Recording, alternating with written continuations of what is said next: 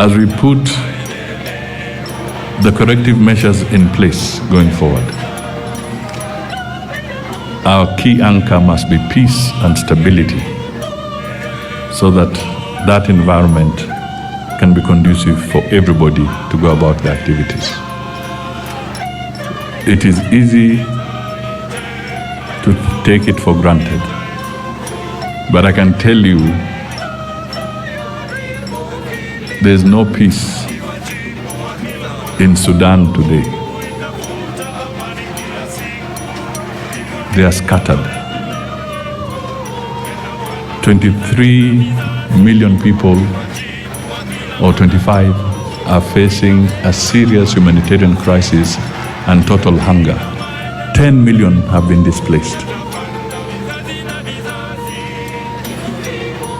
In some of our neighboring countries, there are serious challenges. So let's not, as a community, as a society, take our peace and stability for granted. Let us take corrective measures, but let us not undermine the peace and stability. The countries that have suffered have taken up to 40 years to start showing signs of recovery. Somalia went into chaos. It is now they're beginning to show a little bit of recovery. 40 years.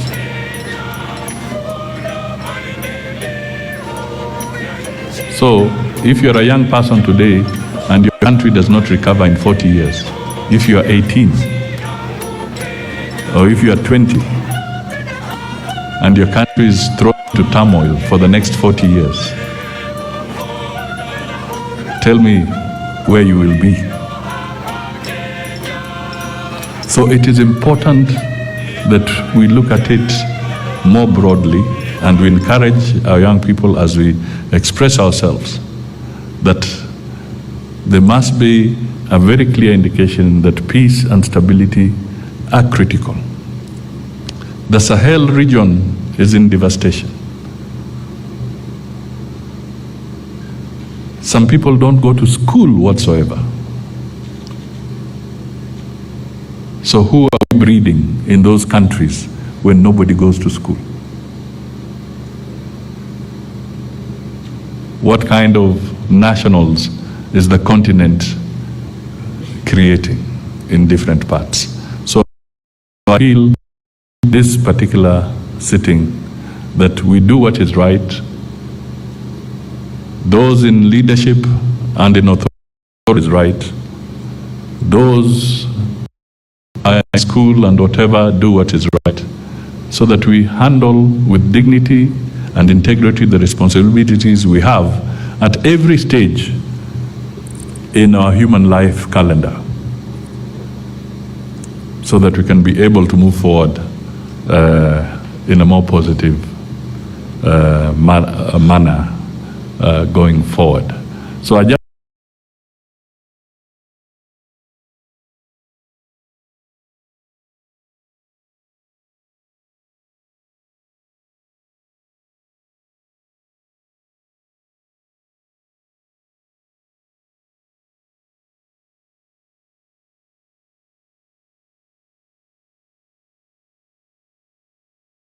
on Al Jazeera. Switch on Al Jazeera and see for yourself what is happening in Sudan.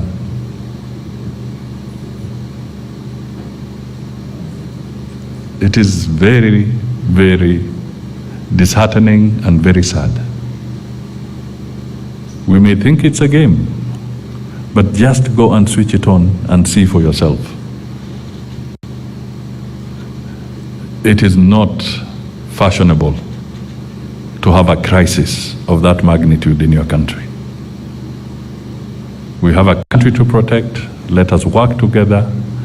We have made mistakes along the way. And don't be cheated. We will also make mistakes as we go forward. There's no regime. There's no system. For as long as you're a human being, once in a while you stumble.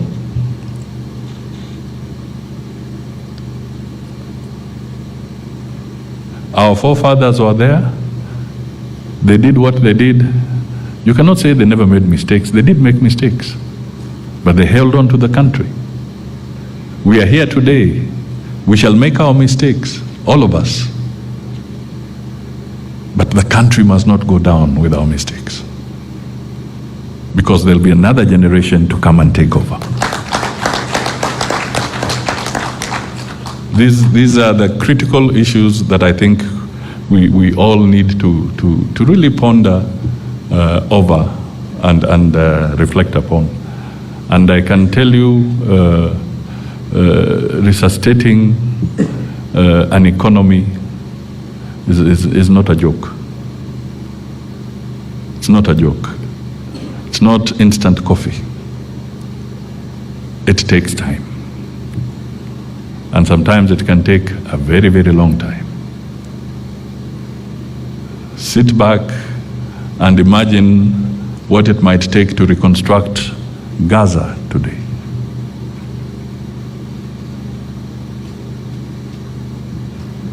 We must reflect on some of those things. So as we move forward, what happens? We must also look at the young people you are training in the TVETs here. The truth be told, some of them are self-employed. They are making their beds. They are making furniture in certain aspects of our cities and our urban areas. Now, just imagine you as a TVET, you have done your graduate, you've done your best, you've taken time, you've designed your bed, or you've designed a piece of furniture, and some people just come and damage it and ruin it. You have spent money, perhaps you have, it's on credit from a financial institution or a cooperative society. Those guys will not wait for you. They'll want their payment. But somebody somewhere has just come and damaged it. That's not right. Even if we are expressing ourselves, why are you impoverishing the young men and women who are the TVET? Because the truth be told, at my age, Musalia Mudavadi, I am now old, I cannot learn that skill. I would be a very slow operator of the kind of skills that you're dealing with. So who are you undermining when you hit at those places? You're undermining the young people of this country. Not Musalia Mudavadi, the young people. So I thought that sometimes we should not shy away from speaking to some of these issues, but in a sober manner, so that we all reflect on them. We take criticism as it comes, we learn from it, but always a moment of meditation, taking a step back and reflecting.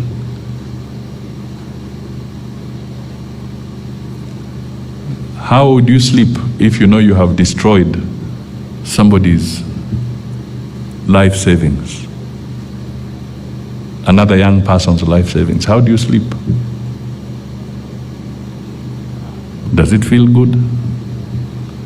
I don't know. But I think I would have nightmares if I know I have been destroying my sister's or my brother's business enterprise in Chavakali, or in Kakamega, or in Nyeri, or in Lunga, or in Isbania.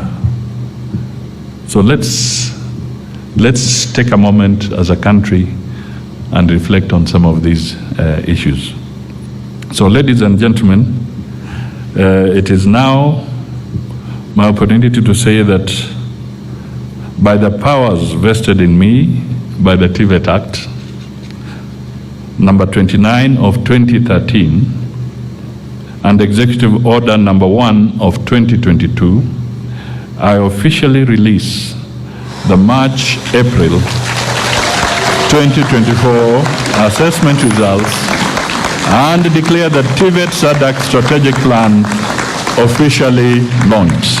God bless you and thank you so much.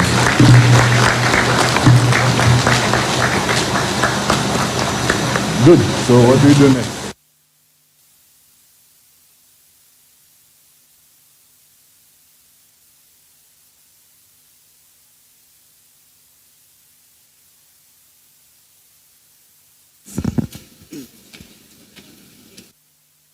Chief guest, I request you